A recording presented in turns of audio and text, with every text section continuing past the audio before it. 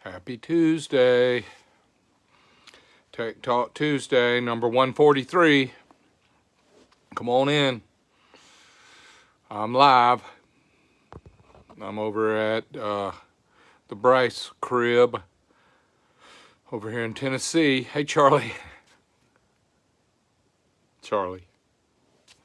That's right. Hey, good to see you, man. Hey, Justin. Thank you all for clicking in here. Daryl, howdy.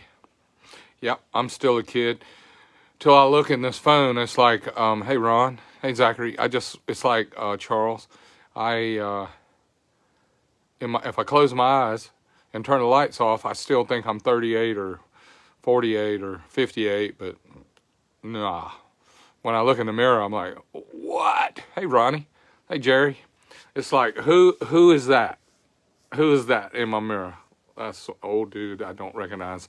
Hey, Chris, Marcus, man, good to see you guys. Made it on time. That's right. You know what's amazing is all of you guys, you're busy, you're working, you're driving, you're working on your motorcycle, you're at your job. You've got folks leaning on you. Hey, Stevie. And you got, hey, Mike. Good to see you, Mike, Steven. It's good to see these names, you know. And but when people are looking, people are expecting you to get things done, and everybody's busy. So for you guys to sign up and watch this, and you know, everybody's talking about, oh, I made it on time. Oh my gosh, made it on time.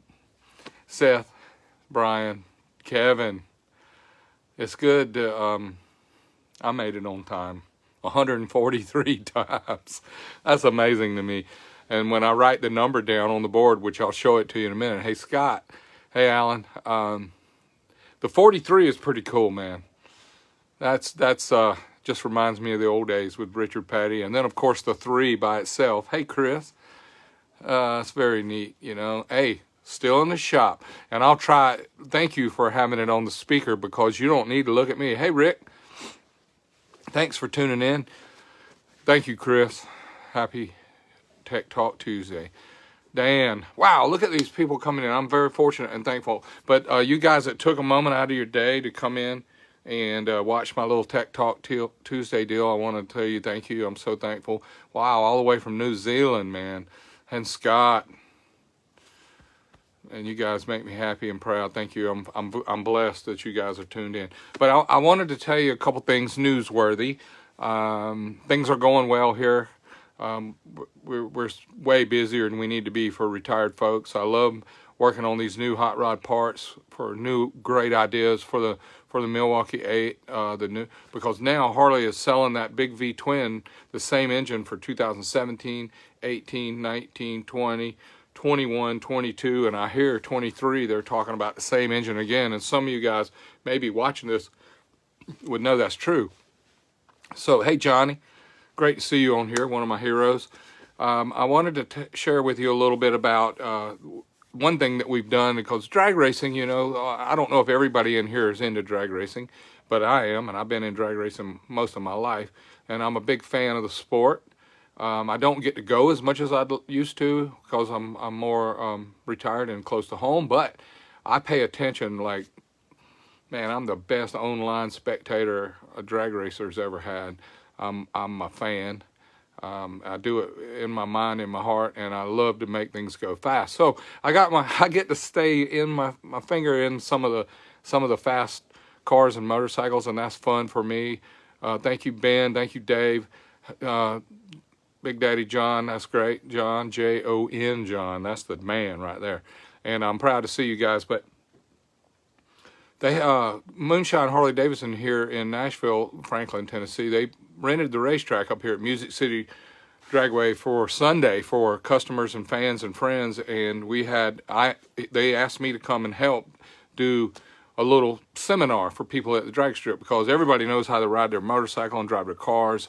Everybody knows how to do that. But at the drag strip, it's like so many people. I see people in their car, man. They got these really fast cars and they got these really fast motorcycles, and they drive them good. But when they get to the track, it's like their brain doesn't work anymore. It's like they unplug their sense, and they just go up, and they're waiting for the Christmas tree to come down, the lights come down, and they floor it, and then they pop the clutch, and they smoke the tire like this, or they do a wheelie, or whatever. But normally that's not how you would drive. And the way you go fast is the same way you drive on the street. Is you drive away, use all of first gear, you shift to second, you use all of second gear, you shift to third, you use all of third gear. And you ought to see these guys, man, when you come to the drag strip, it's like, okay, I'm at the track now, so it has to be wide open, or the throttle has to be on the floor, and the clutch has to be all the way out, or the clutch pedal has to be all the way up. And it's like finesse and drivability and control, vehicle control is out the window. And I stand there and I go like this. You never drove like that before. Why you do it now? You go to the starting line and you floor it and you bang the clutch and you leave all these big S stripes and the clock is going. It's like, you are slow, you are slow, you are slow. You're taking a long time to get here. It's only 1/8 of a mile. And then you come through there going slower than you would if you were on the street. So they asked me to come out to the racetrack and give some tips.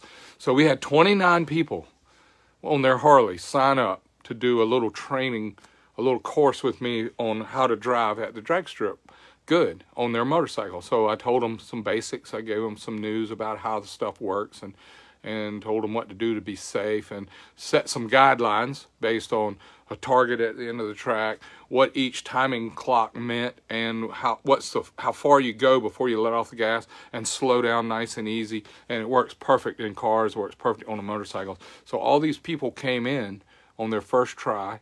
Yeah, nerves, that's right.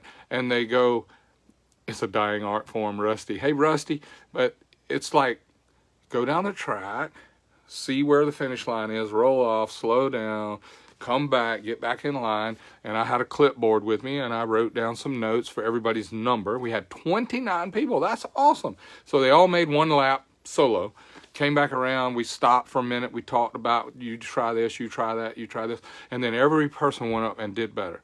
And then we did it again, third try. So then after everybody had a basic understanding of what they're trying to achieve and how to go fast, the Moonshine guys had 3 trophies. They had quickest time, fastest speed, and best reaction time. And they gave these trophies out, and the tower kept up with it, and it was so much fun.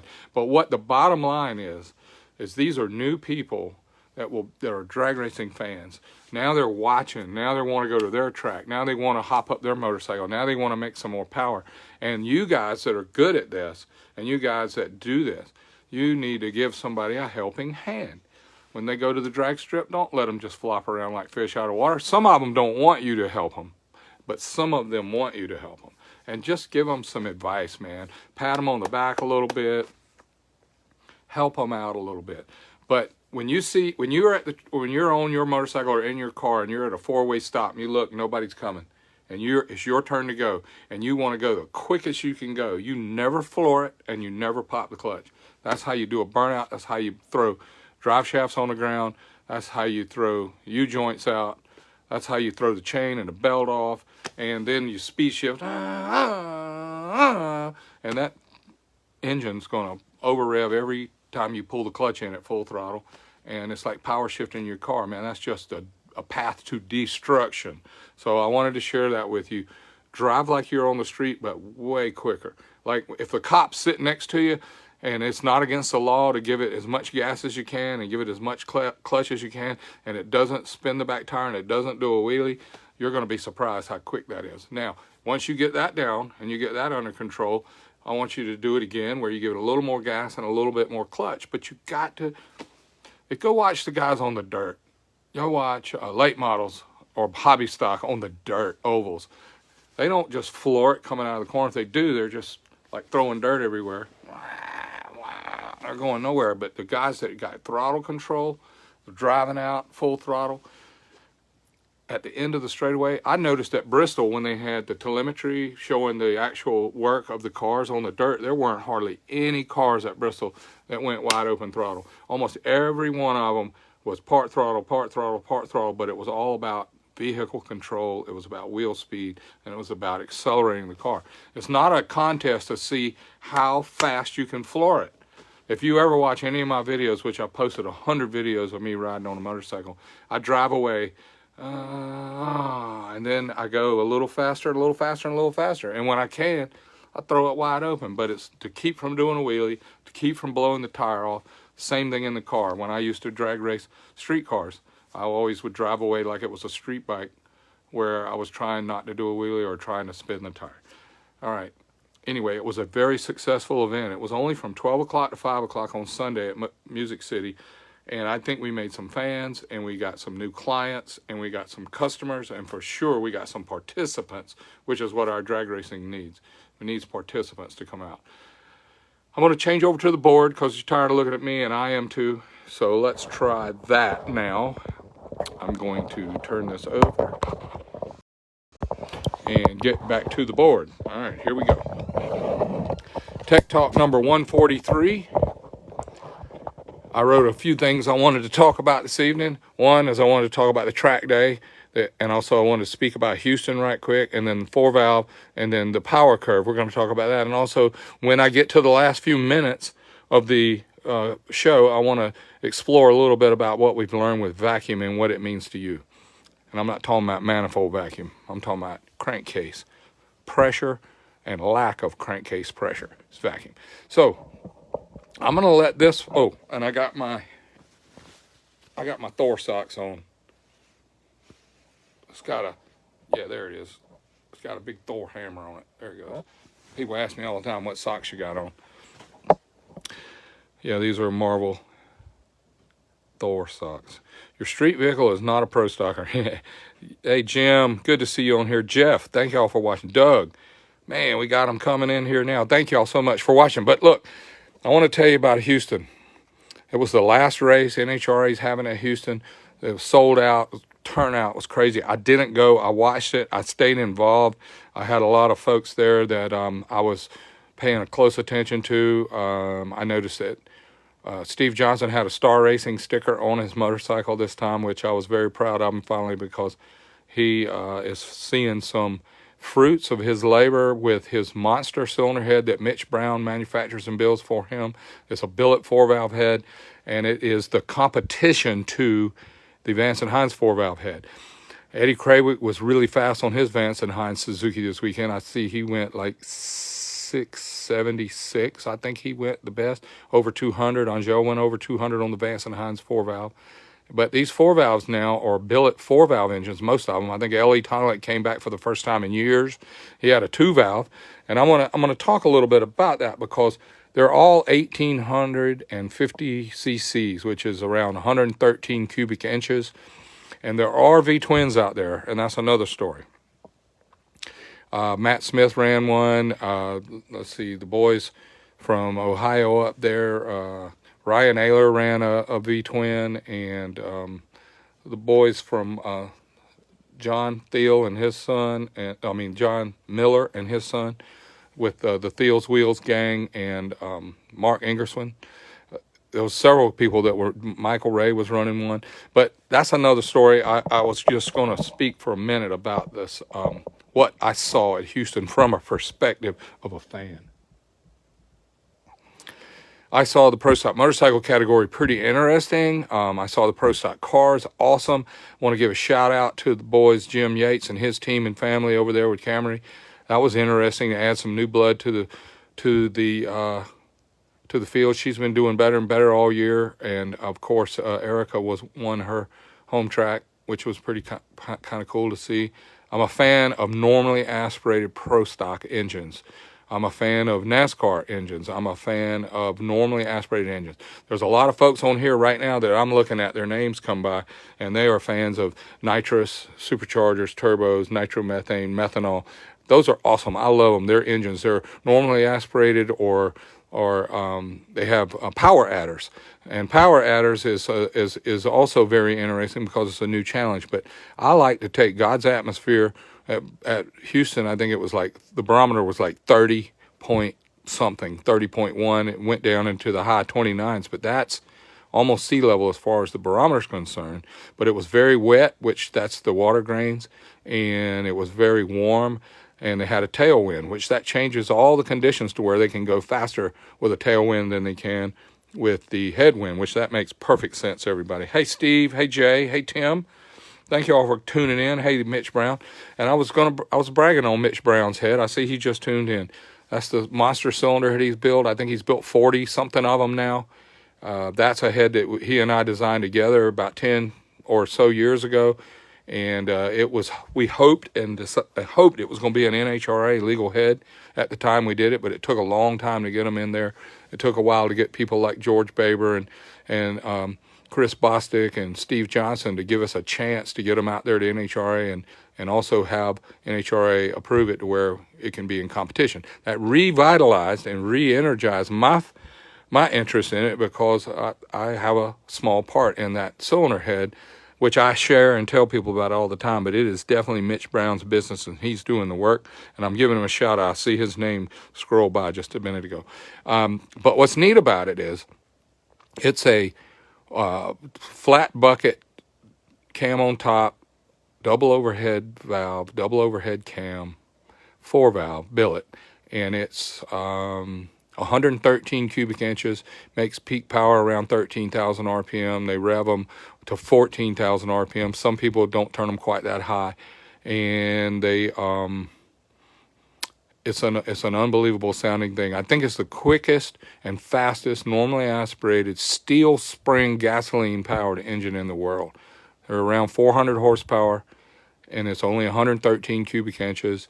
And Steve Johnson's the only one there that's carbureted that I know about.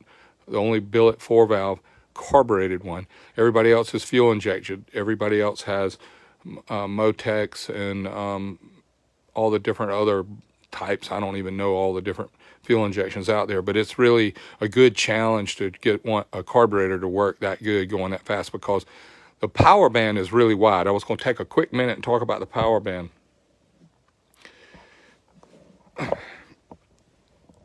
All engines have a horsepower curve or torque curve that looks like this. RPM's this way, power's this way. And I'm sorry about the glare. There we go.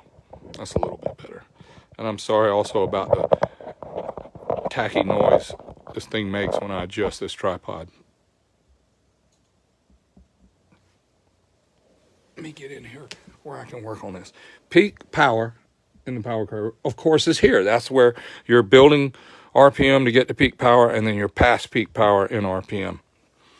And what we want to do, we see dyno sheets posted on the internet every day that look like this.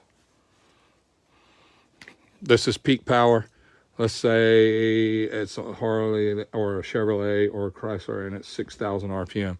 And this over here is 2,000 RPM. This is what the dyno sheets look like.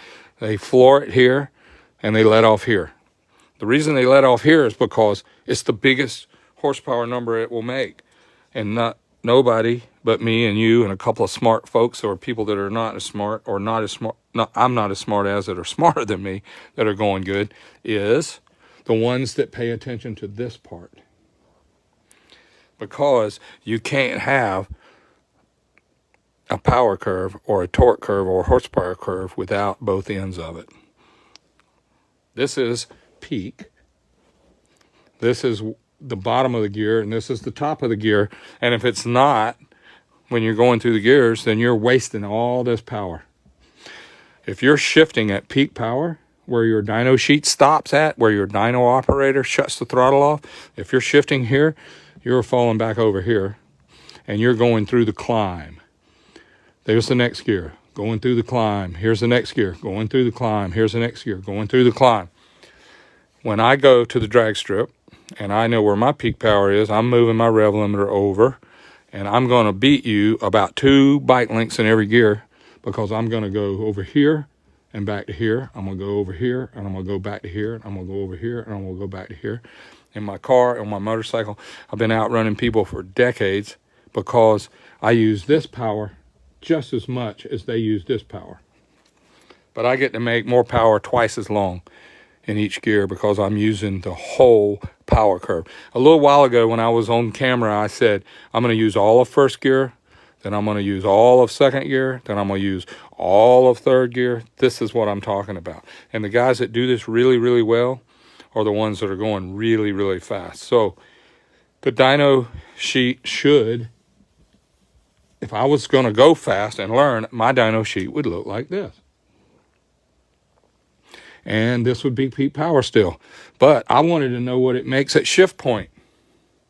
And there's some guys out there this weekend at Houston that were going 1,000 RPM past their peak in each gear.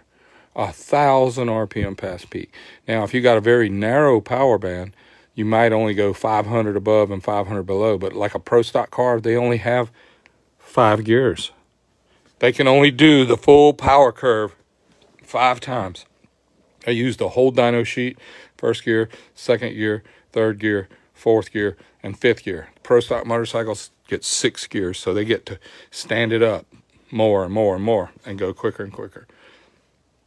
The 4-valve and the 2-valve have the same cubic inches, and every engine that NHRA has, all the different ones have to weigh different. They have 620, I think, for the big 4 valves. Maybe 600 for the 2 valves, and then of course the V twins that are really big engines, but they don't turn as much RPM. I'm pretty sure they have to weigh 635 or 640. I don't know right off, but I want everybody to know there is a weight difference for that, and all the people have to. Whoever has a 4-valve Monster, they have to weigh 620. Whoever has a 4-valve Vance and Hines 4-valve engine, I think they still have to weigh 620 as well. And I'm speaking a little bit out of turn because I'm not an expert on that. Oh, that's it. Not an expert. These are my opinions. This is my opinion. This is how we go fast. We use the whole power curve. And the guys that, like I said, the dyno sheets that we see every day on the internet, they look just like this. I'm like, why don't you go further? And they're like, well, I don't want to blow it up. Okay. Well, why don't you go further RPM and see what the power curve looks like? And they said, well, I don't want the customer to have to come back for a year, or I don't want to tear my motorcycle up, or I don't want to tear my car up. Okay, that's good.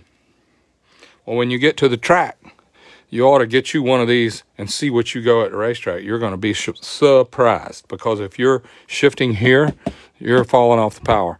If you're going past it, why not do it on the dyno? At least you'll know how far they go and how far off they go. Now, here's where vacuum comes into play and ring seal.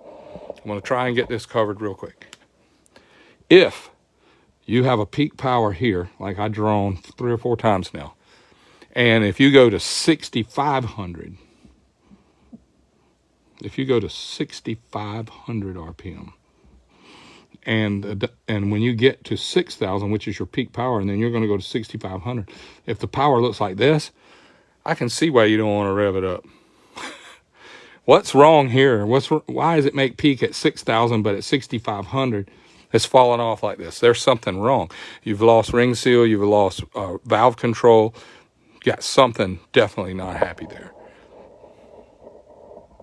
This is what we design our engines that I've been racing my career, is to get to here and stay here as long as we can and then fall off. That way, when we do shift over here and we come back to here, look, our area is always on peak power. Maybe it's 5 or 10 low here. Maybe it's 5 or 10 low here, but the peak is in the middle. So when we stand the gears up, going down the track, here's where we launch. First gear, second gear, third gear, fourth gear, and so on.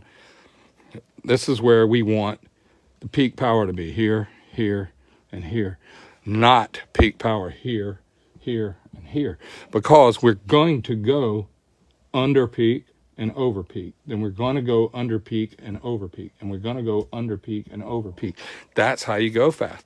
Now, one way that works, and we don't see a lot of folks using vacuum pumps on them now, but they are on all the fast cars and motorcycles. Everybody's running a vacuum pump of some sort. It might be let's say an oil pump that pulls the scavenge on the oil pump, pulls negative crankcase pressure.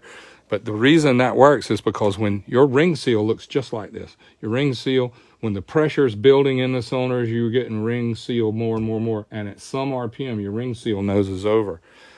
Your valve springs look like this. At some point, the valve train's in control, then it noses over. Sometimes your engine's gaining airflow with your cam timing and your cylinder heads, and at some RPM, it noses over. But which one of these Is it the ring seal? Is it the running out of air?